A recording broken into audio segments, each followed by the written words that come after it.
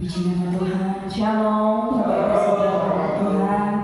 Kita bersyukur kalau pada sore hari ini kita masih ada sebagaimana kami ada. Ini semua karena kasih karunia dan anugerah daripada Tuhan. Puji nama Tuhan. Sebelum kita mulai ibadah kita, mari kita tundukkan kepala dan kita akan berdoa. Tuhan Yesus yang baik, kami sungguh mengucap syukur. Kami datang ke hadirat-Mu Tuhan untuk memuji mengagungkan nama-Mu. Biarlah kehadirat-Mu Tuhan hadir tengah-tengah kami ya Bapa. Penuhi hati kami, penuhi jiwa, tubuh kami Tuhan. Biarlah Tuhan kami boleh memuji mengagungkan nama-Mu hanya di dalam nama Tuhan kami Yesus Kristus. Haleluya.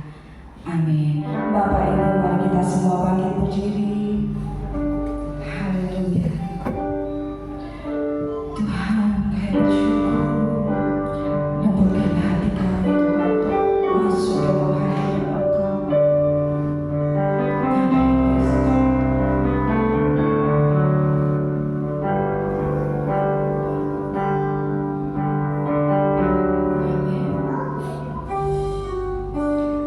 Bapa,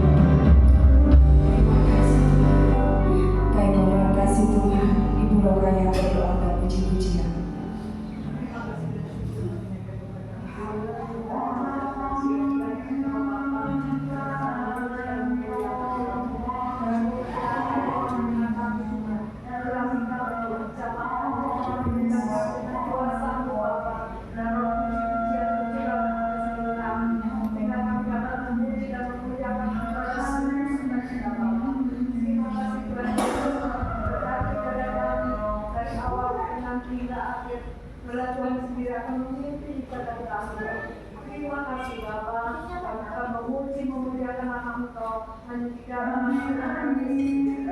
Haleluya. Puji nama Tuhan ada sukacita Bapak Ibu, berikan orang yang berkat Tuhan. Kita yang percaya kita tetap dalam Yesus yang sangat baik dan sangat baik. Amin. Kita puji Tuhan Yesus baik.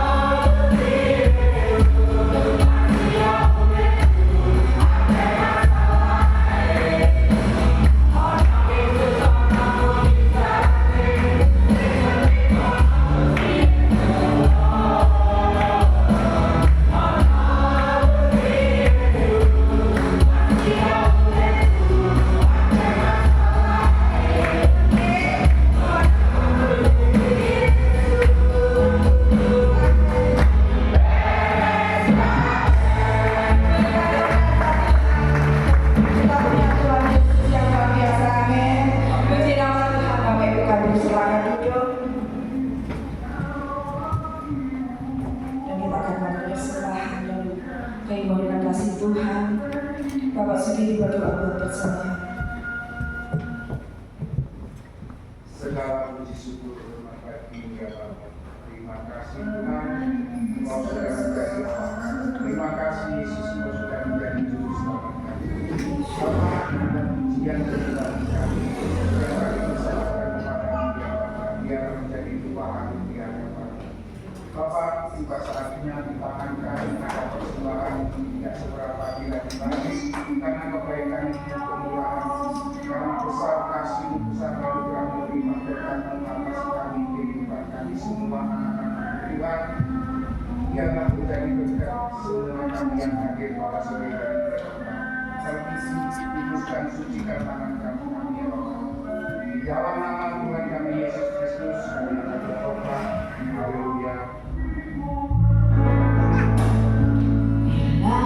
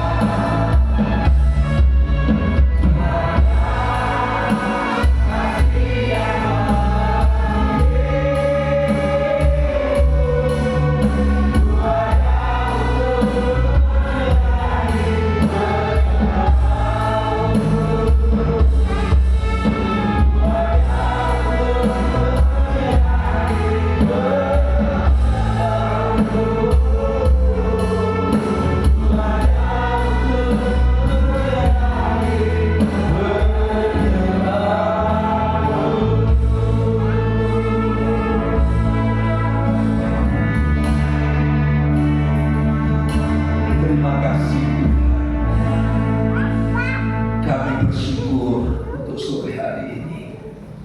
Terima kasih Tuhan memberi kesempatan kepada kami untuk beribadah.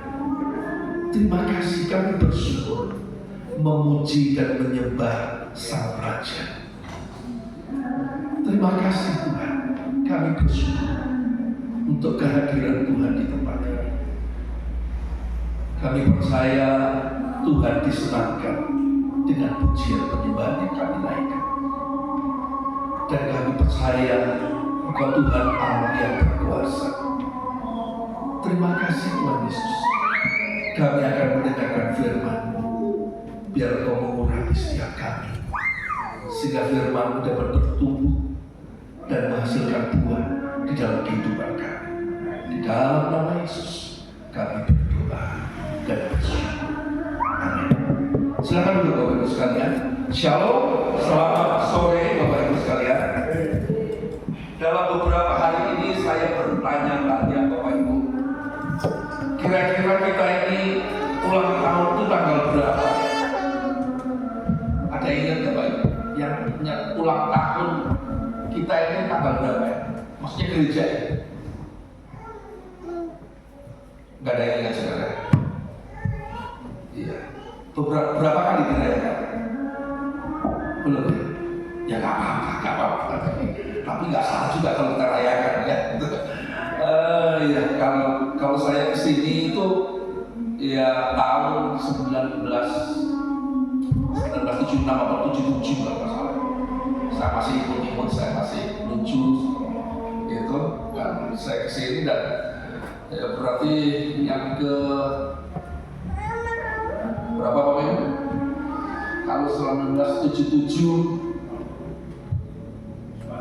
49 ya, 49 tahun. Wah, luar biasa benar ya. Ini anugerah Tuhan saudara ya. Kita boleh menikmati keindahan anugerah Tuhan di dalam gereja kita ini yang kita cintai ini. 49 tahun. Ini bukan waktu yang pendek.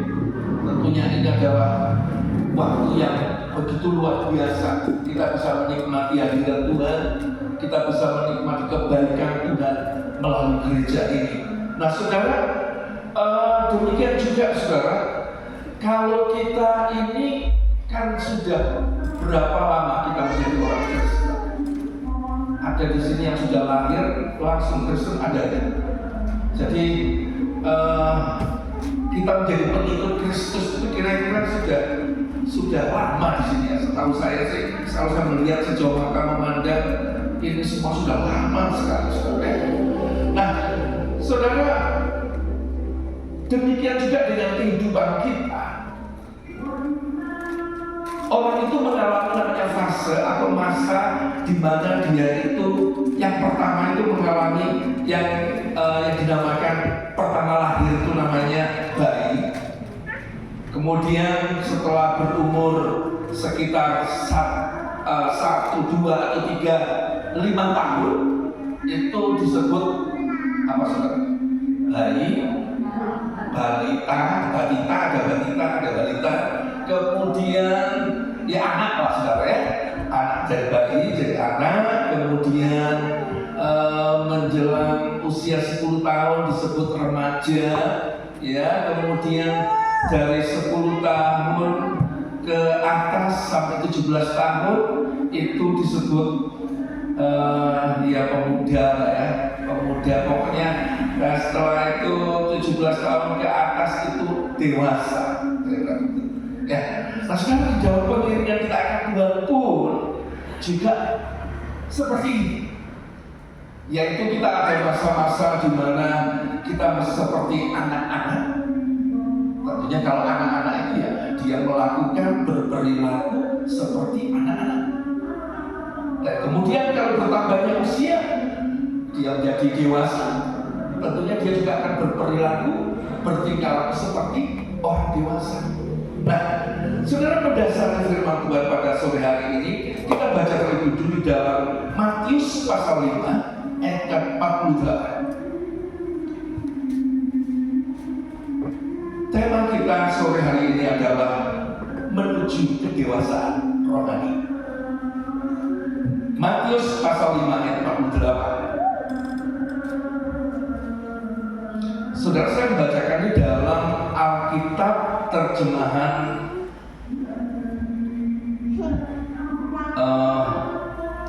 bahasa Indonesia, firman Allah yang hidup, FAYH, firman Allah yang hidup. Nah, saudara, dalam terjemahan barunya seperti ini. Ada yang bisa bantu saya? Matius 5 ayat 48, baik, itu ada di atas. Karena itu haruslah kamu sempurna, sama seperti Bapakmu yang di surga adalah sempurna. Itu dalam terjemahan baru.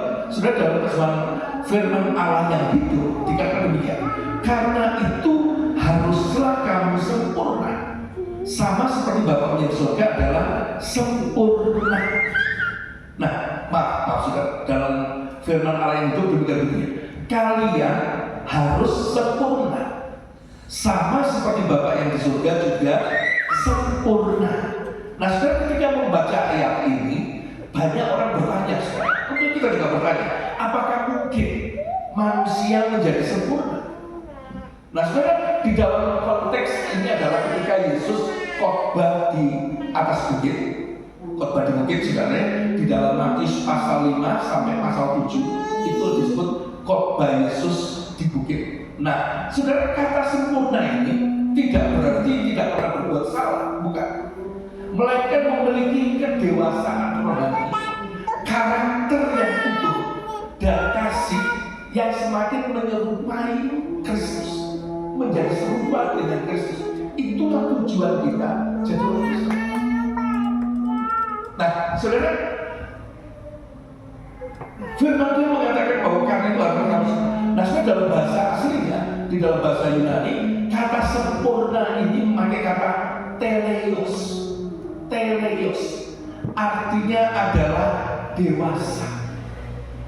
Jadi, saudara, rupanya menjadi dewasa itu bukan pilihan, bukan juga keputusan, tetapi ini adalah kehendak Tuhan.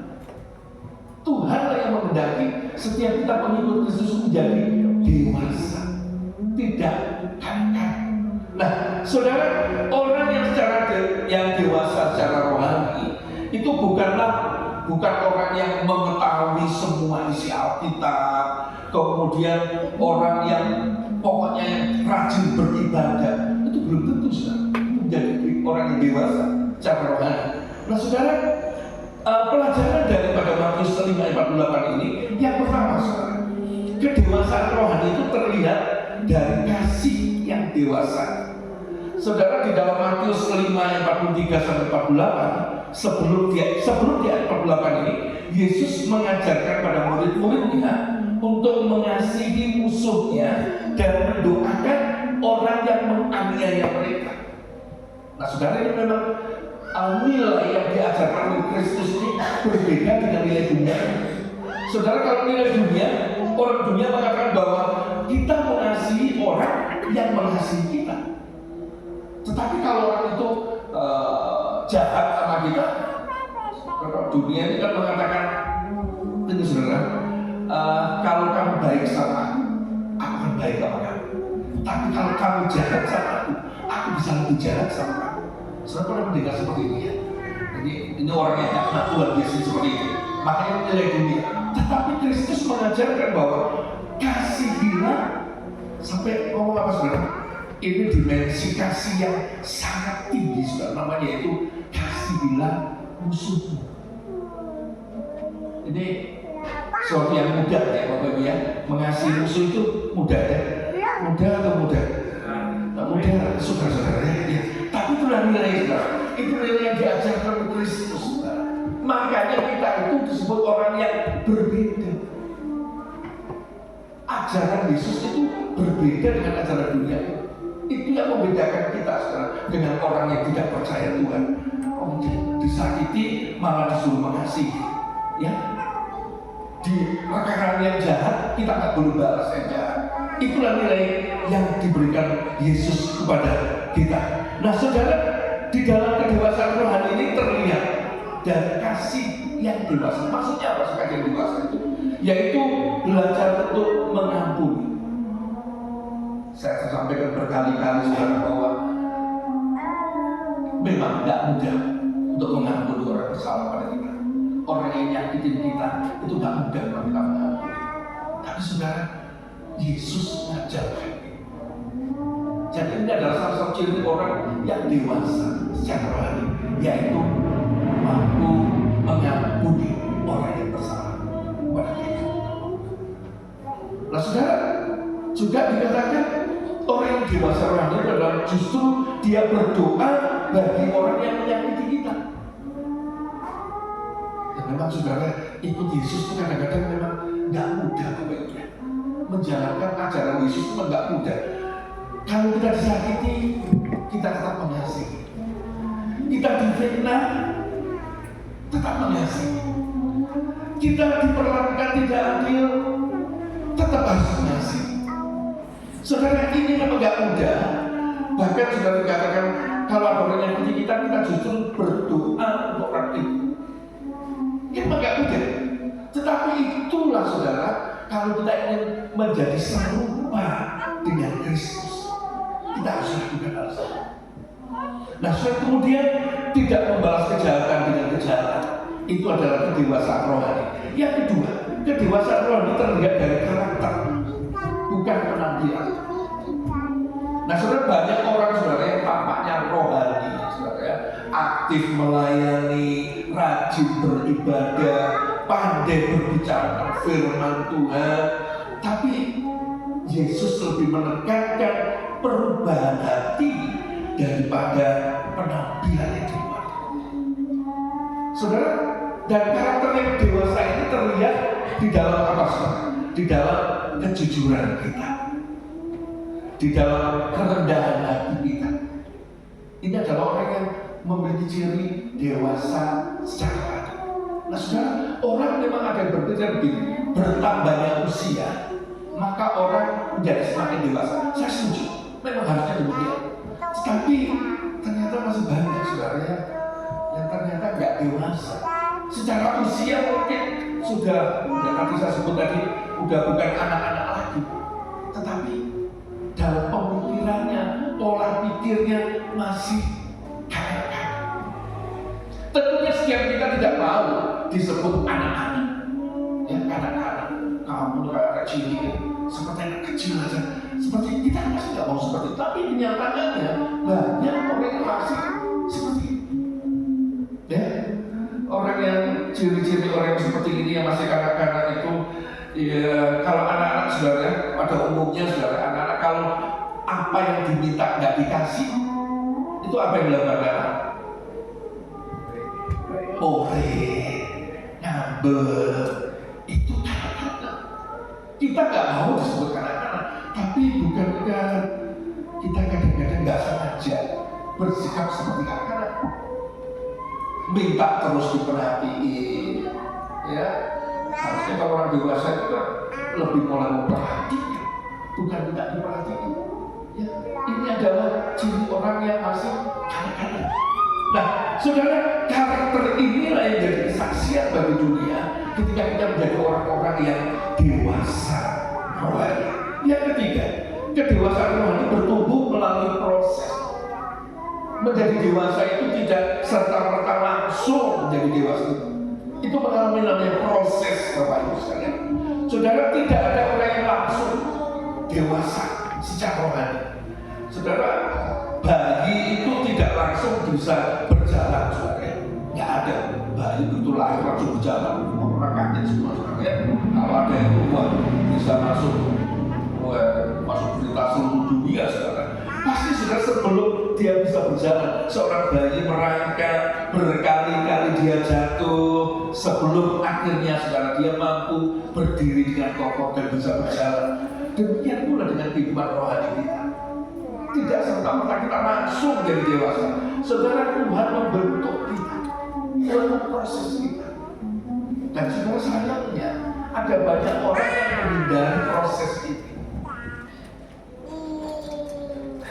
Saudara, bukan Tuhan itu Tuhan itu tidak berarti Tuhan itu nggak bisa menyelesaikan masalah yang kita ada. Ada begitu banyak masalah yang tadi, bukan berarti Tuhan nggak bisa menyelesaikan, tetapi seringkali Tuhan memproses kita terlebih dahulu. Dan di dalam Yakobus 1 ayat 2 sudah katakan, mengajarkan di sana bahwa pencobaan menghasilkan ketekunan dan ketekunan membawa kepada kedewasaan. Jadi seringkali kita itu diproses terlebih dahulu. Banyak orang yang menolak proses ini, bahkan mengeluh kalau terjadi proses selanjutnya dia mengeluh. Padahal sudah seperti orang sekolah, sebenarnya sekolah itu dia sebelum mencapai jenjang tertinggi itu akan melalui proses, yaitu naik kelas. Ada juga yang ya karena sesuatu ada yang tinggal kelas juga sebenarnya, itu karena dicintai gurunya, sehingga dia nggak naik kelas. Nah saudara, jangan putus asa ketika kita diproses oleh Tuhan. Saudara, kenapa sih kita mengalami proses dari Tuhan? Karena saudara, Tuhan ingin melihat kita menjadi serupa dengan Kristus. Saudara, untuk hal ini saudara, ada seorang yang satu kali datang ke Pandai Perak. Orang yang Pandai Perak membuat kerajinan dari perak. Nah saudara, orang itu penasaran saudara, apa sih maksudnya menjadi semakin serupa dengan Kristus itu seperti apa? Nah saudara, ketika dia datang ke orang yang pandai perak, dia menyaksikan di sini orang, ada yang pernah lihat di sini pandai perak, emas juga perhiasan yang lain, ada yang pernah lihat proses pembuatan. Nah saudara, itu saudara namanya perak itu ditaruh sebuah tempat, itu kemudian dipanaskan sampai sekian derajat. Dan itu terus dipanaskan, kemudian sambil diolah seperti sedemikian rupa membentuk sebuah perhiasan dan terus dipanaskan. Nah, saudara, kemudian sang orang yang bertanya tadi, orang yang menyaksikan itu bertanya, kapan ini berhenti? Proses itu berhenti. Saudara, dan Pandai Perak berkata, proses pemanasan ini berhenti adalah ketika perak ini bisa memantulkan wajah daripada pandai perak ini. Saudara ngerti maksud saya? Ini berhenti, prosesnya berhenti ketika ini bisa memantulkan wajah. Demikian juga saudara, ketika kita diproses, itu tujuan Tuhan adalah supaya kita semakin serupa dengan Kristus. Saudara, memang kita selalu, tadi saya katakan, masa ada seorang yang bisa sempurna? Ya memang gak ada yang sempurna, saudara. Gak ada yang sempurna. Tetapi kita yang sedang disempurnakan. Ada lagu, Ku mau sepertimu, Yesus. Dia akan disempurnakan selalu, diproses menjadi serupa dengan Kristus. Jangan putus asa ketika dalam proses, karena Tuhan ingin melihat kita semakin serupa dengan Dia. Yang keempat, saudara, kedewasaan rohani berarti tadi saya katakan menjadi serupa dengan Kristus. Nah saudara, tujuan akhir daripada kita orang Kristen itu bukan cuma masuk surga. Ada banyak orang yang berhenti di sini, bahwa kita menjadi Kristen, percaya Yesus, mati masuk surga. Saudara, bukan. Kalau cuma itu, saudara, itu betapa ini merendahkan nilai yang Tuhan berikan pada setiap kita. Ya memang saudara, memang Bapak Ibu, kita ini makanya dikatakan di dalam kepercayaan kita, iman kita, bahwa setiap orang yang percaya Yesus, menjadikan Yesus sebagai Tuhan dan Juru Selamat, maka dia diselamatkan. Artinya kalau dia mati masuk surga. Dan ini memang anugerah, karena anugerah saudara, grace dalam bahasa Inggris. Nah, apakah itu anugerah saudara? Satu kali saudara, ada seorang laki-laki yang tinggal di satu tempat, dan orang ini pengangguran dan pengangguran berarti dia tak bekerja. Satu kali dia lewat sebuah kantor seperti itu, saudara, sebuah gedung perkantoran, dan dia tiap hari berada di situ. Kemudian singkat cerita, pemilik daripada perusahaan ini dan mendatangi orang ini kan, nah dia menawarkan untuk kamu mau bekerja di sini, tentunya langsung jawab ya, saya mau bekerja di tempat ini. Sehingga cerita langsung dia diterima bekerja di situ. Dan saudara dia dikasih tahu bahwa dia nanti akan digaji sekian pokoknya gitu. Kemudian dan dikasih tahu juga peraturannya bahwa kamu nanti masuk kantor jam 8 pagi. Kemudian kamu nanti istirahat jam 12 sampai jam 1 dan pulang jam 4 sore. Seperti dikatakan. Nah, kemudian setelah dia mengerti, mulailah besoknya dia mulai bekerja. Dan kemudian orang ini besoknya langsung bekerja ke kantor itu dan dia masuk jam 9 pagi. Padahal dia disuruh jam berapa sebenarnya? Dia masuk harusnya jam 8. Kemudian dia istirahat jam 11, dia sudah istirahat. Padahal harusnya dikasih tahu jam berapa istirahat? Jam 12. Kemudian jam setengah 4, 3:30 dia sudah pulang. Harusnya jam 4. Dan dia lakukan itu terus. Itu hari pertama. Kemudian di hari yang ke-10 dia mulai saudara berani masuk kantor dari pemilik perusahaan, direktur. Dia masuk kantornya, bukan cuma masuk, dia mulai buka-buka saudara, buka-buka laptopnya, bosnya ini. Dan dia lihat di situ. Wow. Itu dia lakukan. Dan kemudian di hari yang ke-20 dia bukan cuma masuk kantor, dia mulai melihat laci majikannya itu kan. Di lacinya itu ada uang, ada tersimpan uang dolar, rupiah, ratusan ribu, banyak. Pertamanya dia cuma melihat. Tapi di hari berikutnya, ketika dia masuk kantor dan dilihat uang begitu banyak, dia ambil. Singkat cerita, di akhir bulan sekarang, menjelang bulan yang baru, seperti biasa, orang dapat gaji dan dia dipanggil. Oke, saya sudah melihat kerjamu selama sebulan ini, dan ternyata saudara ada CCTV. Jadi bosnya ini tahu, kamu di hari yang kelima, di hari pertama saja kamu sudah masuknya terlambat, kamu istirahatnya lebih cepat dan pulang lebih cepat. Dan setiap hari kamu lakukan itu. Kemudian di hari yang ke-10 kamu masuk kantor saya. Kemudian di hari ke-20 kamu masuk kantor saya dan kamu buka-buka laptop saya. Padahal itu ada kamu keceriaan, kamu pikir saya punya simpanan itu kan foto istri saya semua itu. Nah, saudara, dan terus dibuka-buka laptop. Kemudian di hari ke-25 kamu buka laci saya dan kamu ambil uang saya. Saya tahu. Dan saudara, kalau misalnya bapak ibu yang jadi bosnya, yang jadi pemilik perusahaan, kira-kira apa yang bapak ibu akan melakukan pada orang? Jujur. Kira-kira apa akan dilakukan? Kalau di sini Pak ini wajahnya baik-baik semua sih ya. Jujur ya, kalau kita orang pada umumnya, kira-kira kita apa kan ini? Orang karyawan baru ini, dipecat. Gitu Pak. Satu kali ketika saya tanyakan pertanyaan yang sama di satu gereja saudara di Bontang, saya tanya, masa ada yang ngomong dan saya tahu itu orang Jawa. Tampilnya aja dulu, baru dibawa ke kantor polisi karena di waktu ini orang Kristen yang kejam juga saudara. Nah sekarang tentunya pada umumnya pasti minimal ditabok.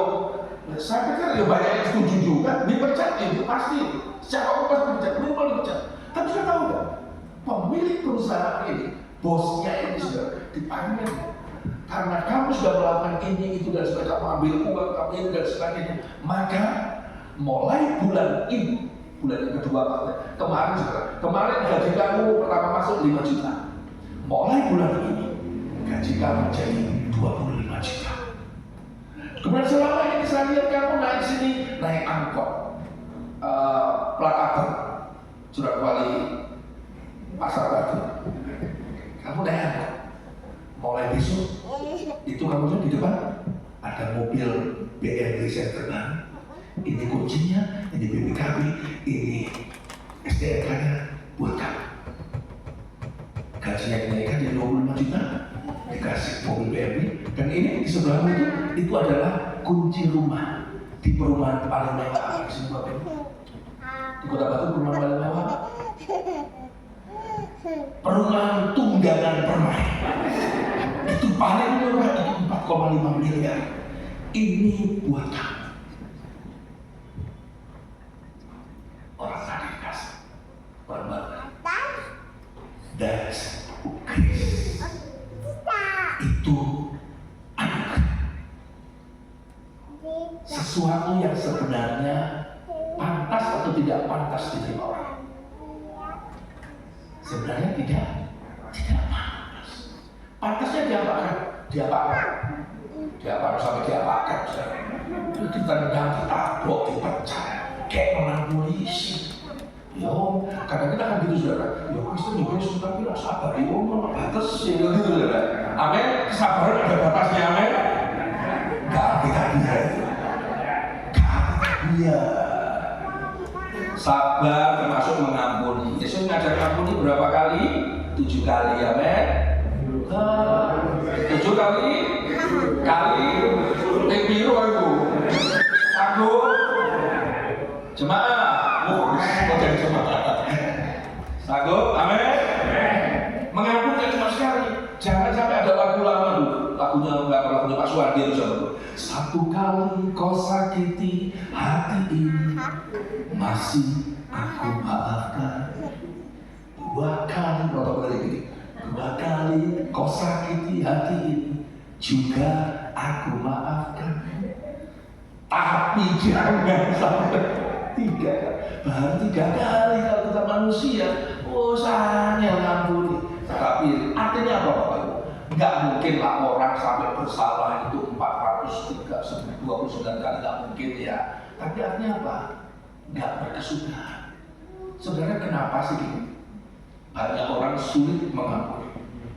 Mengapa demikian? Karena dia nggak sadar betapa Tuhan itu ngampuni dia itu nggak ada batas.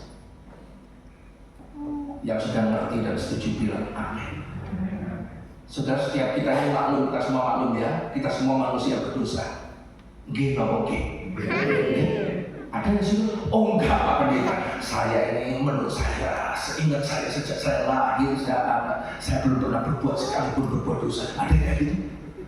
Itu melebihi Tuhan, saudara. Nah, saudara, setiap kita pasti pernah berbuat dosa.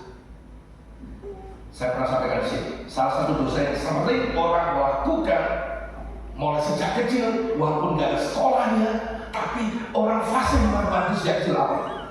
Dosa. Nah, terlalu mana? Saya mau tanya, pertanyaan kedua, pernah bohong?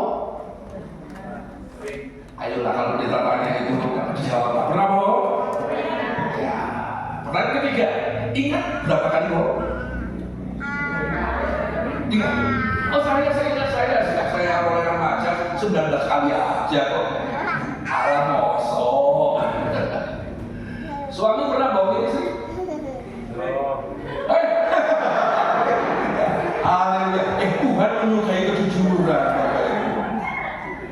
Saya juga jujur, saya suka bohongin istri saya tercinta. Saya pernah ngomong, rayamu melok, saya ngomong. Apa artinya?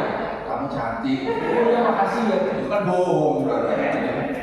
Kamu doa, panik tapi logi. Apa itu artinya? Hidupmu bagus banget. Itu bohong saudara. Banyak orang yang bohong aja kita udah lupa berapa kali. Saking banyaknya. Dan setiap kali kita bohong berbuat dosa, ketika kita minta ampun sama Tuhan diampuni. Ketika orang sadar bahwa dia manusia berdosa dan minta ampun sama Tuhan, diampuni berapa kali, berapa banyak, maka orang itu akan mudah mengampuni orang yang salah.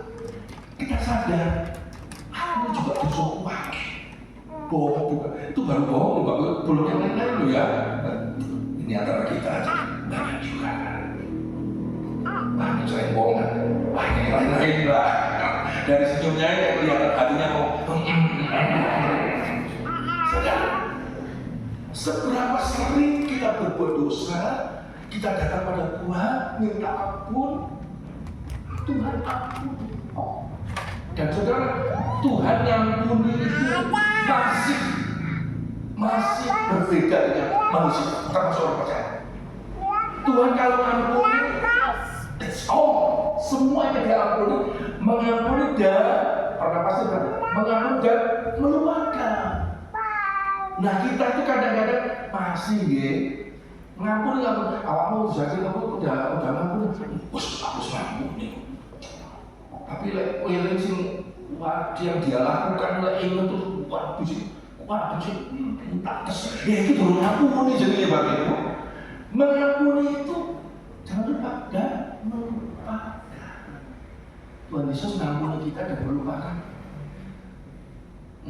Sejauh dari mana? Tapi kita kadang-kadang ini pada lupa itu pura-pura cuma kita lupa dari engkau membuang dosa dan tak kau ingat lagi kesalahan. Tuhan gak pernah ingat lagi kesalahan. Kalau manusia masih kecuali jemaat Tuhan di GPDI Eklesia Sumberdas sangat membanggakan. Haleluya. Di sini sekolah ampun tidak melupakan. Amin. Toleh kiri kanan bilang. Ya, amin. Amin Bapak Ibu. Amin. Mengampuni saudara, mengampuni itu kita seperti melepaskan. Nah, orang yang nggak mau mengampuni berarti gini Bapak Ibu. Orang yang nggak mau mengampuni itu sama saya dengan orang. Dia yang sakit, tapi dia suruh orang lain minum racun. Maksudnya, orang yang nggak mau mengampuni itu sama saja dengan dia itu menyimpan sesuatu yang apa boleh. Kemarin sudah saya sampaikan, kalau kita nggak mengampuni kita sudah menyimpan sampah. Bapak Ibu, kenapa saya sering sampaikan ini? Karena masih banyak orang Bapak Ibu ya pernah mendengar dendam ke sungai. Ya saya bersyukur. Tapi kami saudara, saya beberapa kali melayani orang yang punya seperti ini. Susah ternyata ujung-ujungnya gak mengampuni.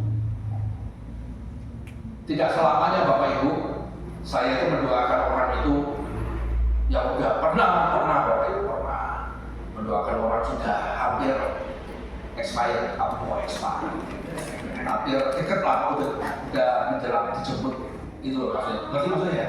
Ngerti nggak? Karena Bapak itu mendoakan yang sembuh, malah melayani Tuhan sekarang. Sampai aku melayani Tuhan, luar biasa. Padahal sakitnya parah sekali. Tapi juga, ya pernah juga Bapak. Satu kali saya pelayanan dari Jakarta, di perjalanan pulang saya bilang, Pak itu bisa nggak langsung ke rumah sakit? Oh bisa, kalau namanya rumah sakit saya pasti langsung bisa. Oke, langsung ke Denali, baik, saya langsung sini. Dan ternyata saudara ukurannya sudah, mohon maaf, agak megap-megap. Saya banyak gini, ini mas, saya doa di dalam nama Yesus, Allah Jehovah Rafa, Allah yang menyembuhkan, dan biar tidak Tuhan dicari. Berdoa. Selesai saya pulang. Pagi-pagi saya telepon. Dan dia orang menurut saya, Shalom. Pak Gatot, oh iya. Dan Pak Andreas, ya Pak puji Tuhan. Pak Gatot ngomong puji Tuhan. Dan dalam hati saya, oh parah sih. Minta Tuhan parah sih. Kan namanya puji Tuhan Pak ya. Iya Pak Gatot, yang kemarin Bapak doakan, ini tadi barusan meninggal dunia. Oh. Meninggal dunia Bapak Ibu. Tapi dia bilang puji Tuhan, bisa nggak Pak Gatot? Oh bisa. Saya datang sana ya. Dan sudah ternyata saudara, keluarganya terima kasih Pak.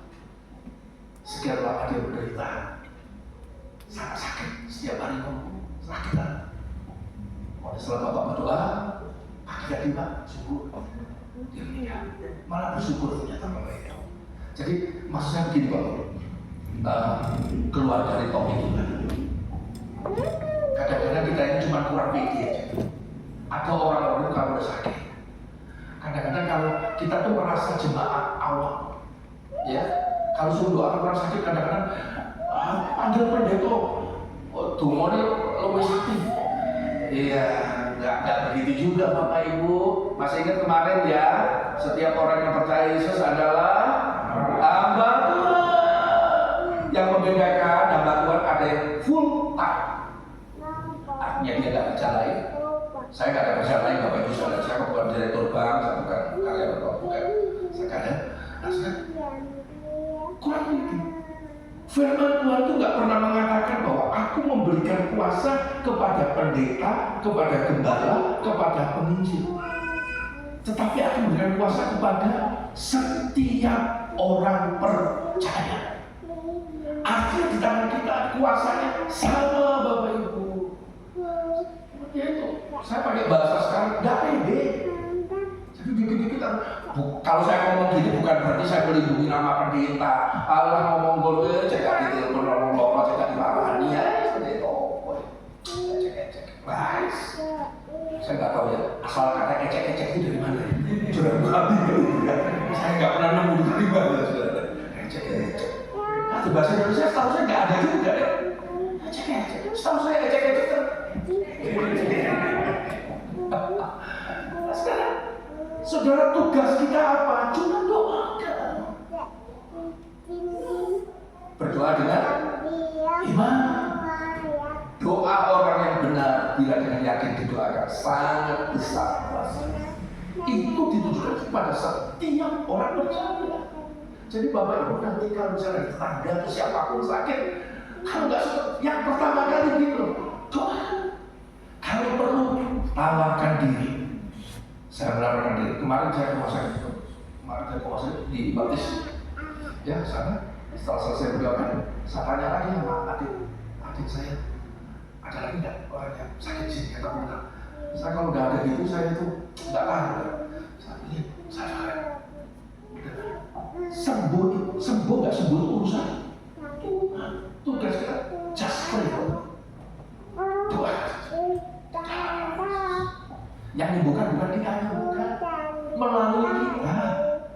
Itu yang disebutkan. Ya. Dan ini adalah salah satu sebenarnya saya tempatkan sebagai orang yang juga dewasa. Ya. Demikian juga dengan kita sekarang. Satu kali seorang anak kecil berada di atas kapal yang sedang diterjang badai.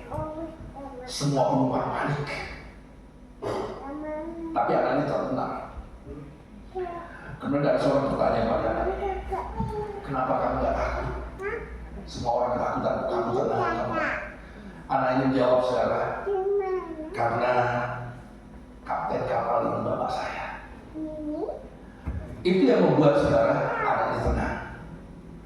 Saudara, demikian juga dengan kehidupan kita. Ada yang besar, tapi percayalah kita punya Tuhan yang pegang kendali. Kita punya Tuhan yang besar, yang mampu mengatasi segala masalah di dalam kehidupan kita. Saudara, mari bersama-sama saya mengajak untuk kita tetap setia. Dan saya percaya orang yang setia pada Tuhan akan menggenapkan semua janji-janji yang ada di firman Tuhan kepada setiap kita. Nah, saya sudah banyak orang saudara yang nggak tahu janji-janji Tuhan. Lagi mana tahu janji-janji Tuhan kalau nggak pernah baca Alkitab. Nggak pernah baca firman. Saya nggak pernah bosan untuk mengingatkan setiap kita. Baca. Ya memang saudara sekarang memang dengan berjalan yang semakin maju ini saudara ya. Alkitab saya juga belum lama saudara saya kembali pakai Alkitab yang model itu Bapak Ibu ya. Itu Alkitab dan Bapak Ibu model Alkitab. Kalau ini Alkitab. Jadi nggak ada yang salah. Saudara begini, ada saudara suatu kepercayaan yang ekstrim. Bapak Ibu pernah dengar dan saya nggak tahu di sini pernah dengar.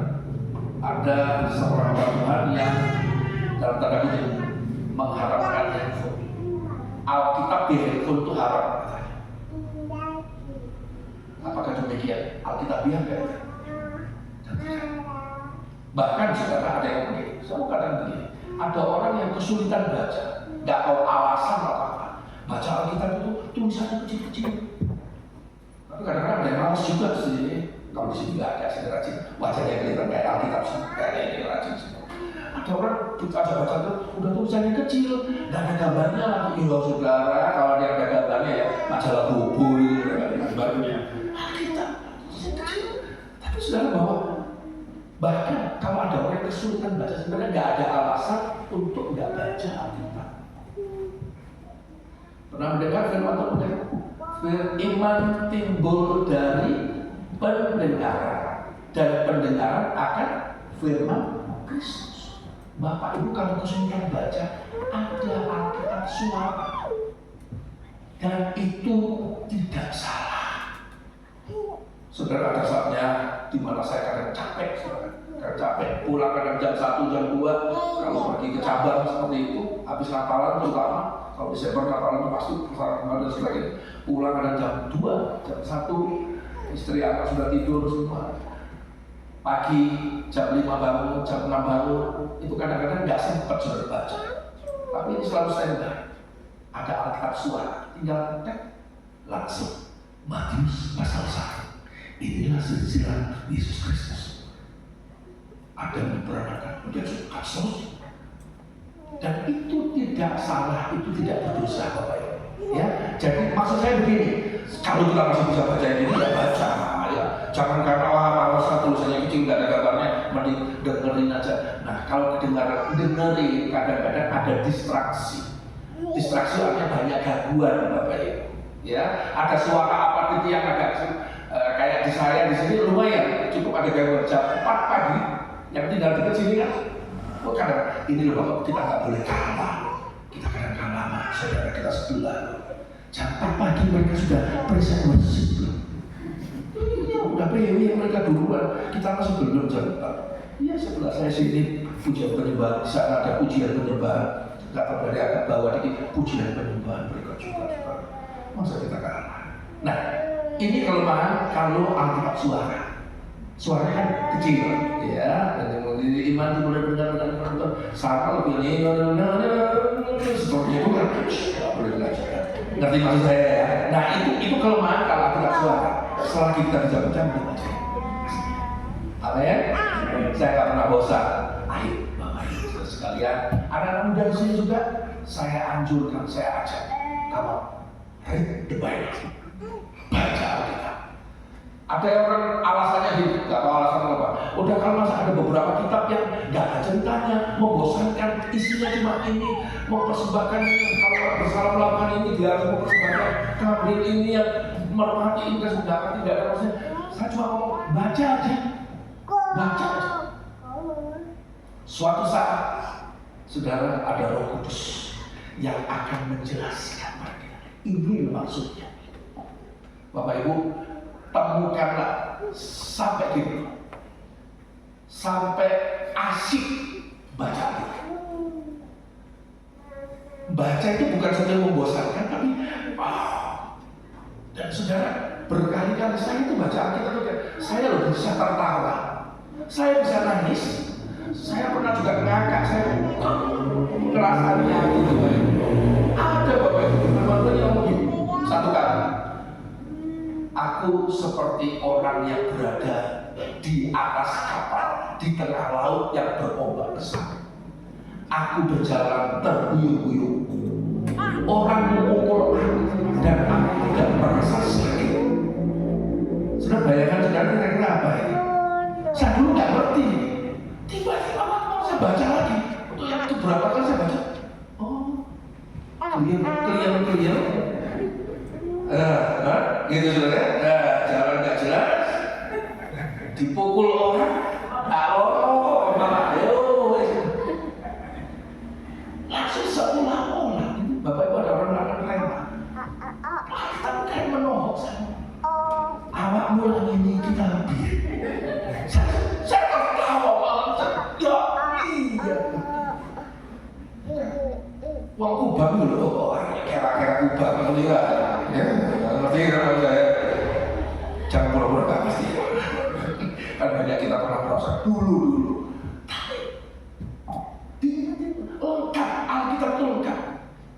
Bapak Ibu yang anak muda yang kurang romantis, pada kutip ya, baca hidung aku, pada kutip, walaupun itu bukan romantis secara lahiriah, ya bukan secara harfiah, bukan. Saudara, kita hidung aku suatu yang luar biasa tentang mempelai Bapak. Nanti kita ada mempelai wanita, Kristus ada mempelai pria. Walaupun isinya, waduh, isinya luar biasa. Saling merayu itu di Yerusalem, dirayu sebagai kata-katanya. Ekonomi ada di Alkitab, politik ada di Alkitab, semua ada di sini. Makanya saya nggak pernah bosan, ayo baca Alkitab.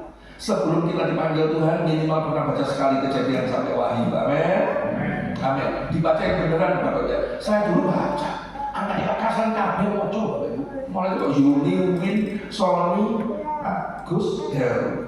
Jenenge wae kabeh sing waduh David, gue merek Sony, Agus di Indonesia kumula. Heru berarti Agus terus dia waduh Pak, giliran nomor 4 itu.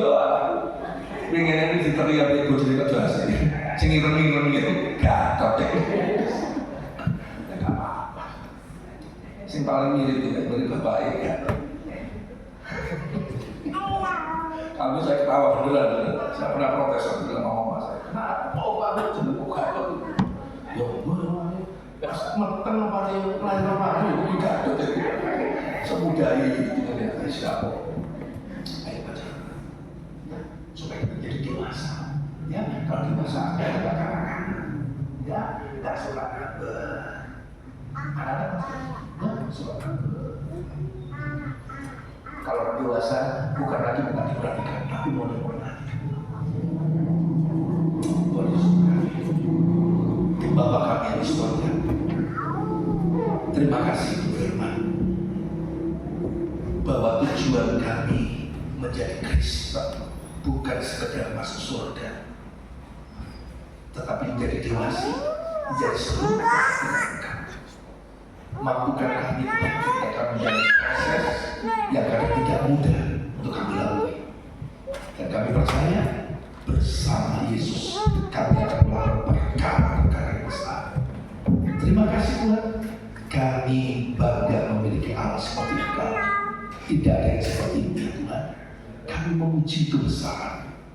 Terima kasih Tuhan. Kami percaya Tuhan berkuasa. Terima kasih Yesus. Kami bersyukur Tuhan. Di dalam masa proses yang ada yang kami jalani, Engkau tidak pernah tinggalkan kami. Engkau senantiasa ada bersama kami. Terima kasih Tuhan. Jadikanlah kami Tuhan seperti bejana yang siap untuk dibentuk, sehingga menjadi serupa denganmu. Itulah tujuan kami dalam mengiring Kau. Terima kasih Tuhan Yesus. Berkati Tuhan umat di tempat ini yang hari ini mungkin sedang mengalami proses. Tuhan kuatkan, Tuhan topang, sehingga mereka dapat melewati semua bersama dengan Yesus. Kami percaya tidak ada yang terlalu sulit bagi Tuhan dan tidak ada yang mustahil bagi Tuhan. Di tengah-tengah keadaan situasi yang tidak menentu saat ini, baik kesulitan ekonomi, keluarga, apapun sudah tidak dialami, Tuhan biar aku sendiri campur tangan. Tuhan tolong pulihkan. Terima kasih Yesus. Kami juga ingat pada saudara kami yang hari ini mengalami kelemahan tubuh. Mereka sedang terbaring sakit. Kami sepakat dan tempat ini kami berdoa di dalam nama Yesus. Di dalam nama Yesus. Kejamah setiap mereka yang mengalami kelemahan tubuh, yang mengalami sakit penyakit. Kami percaya Allah Jehovah, Allah yang menyembuhkan segala sakit penyakit kami. Dan dengan iman kami percaya, kami terima kesembuhan. Terima kasih Tuhan Yesus. Terima kasih untuk firman yang menguatkan kami, meneguhkan kami, sehingga kami menjadi semakin serupa dengan Kristus. Di dalam nama Yesus kami kami berdoa ucap syukur. Amin.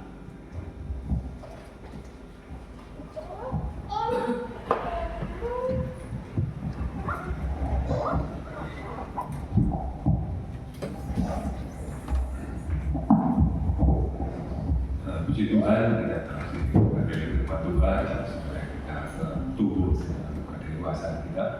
Bersyukur, terima kasih atas Bapak Pendeta Dr. Firman Tuhan memberkati. Pengumuman seperti biasa, hari Minggu sekolah Minggu jam 8, Kristen rumah tangga.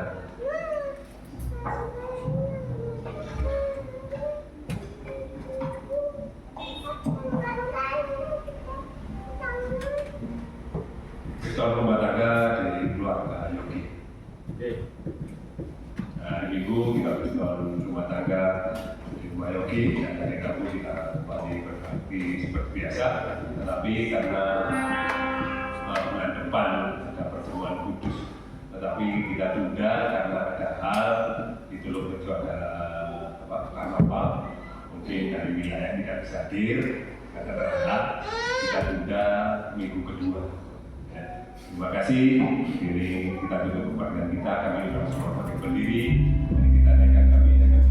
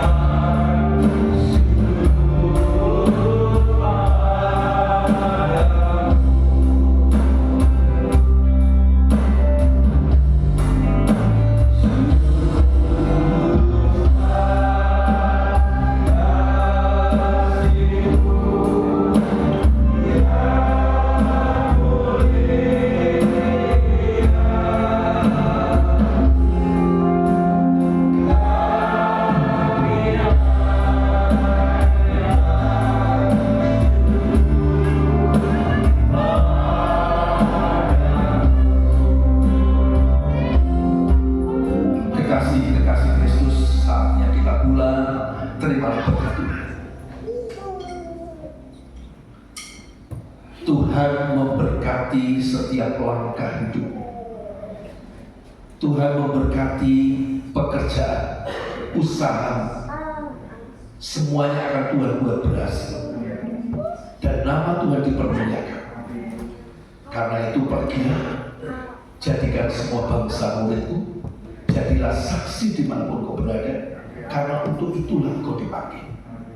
Dan berkat dari Allah Bapa, kasih sayang di dalam Tuhan Yesus, dan di dalam persekutuan kuasa Roh Kudus akan menyertai, memberkatimu mulai sekarang sampai selamanya. Di dalam nama Yesus, semua yang percaya katakan amin. Selamat hari Rabu, selamat malam.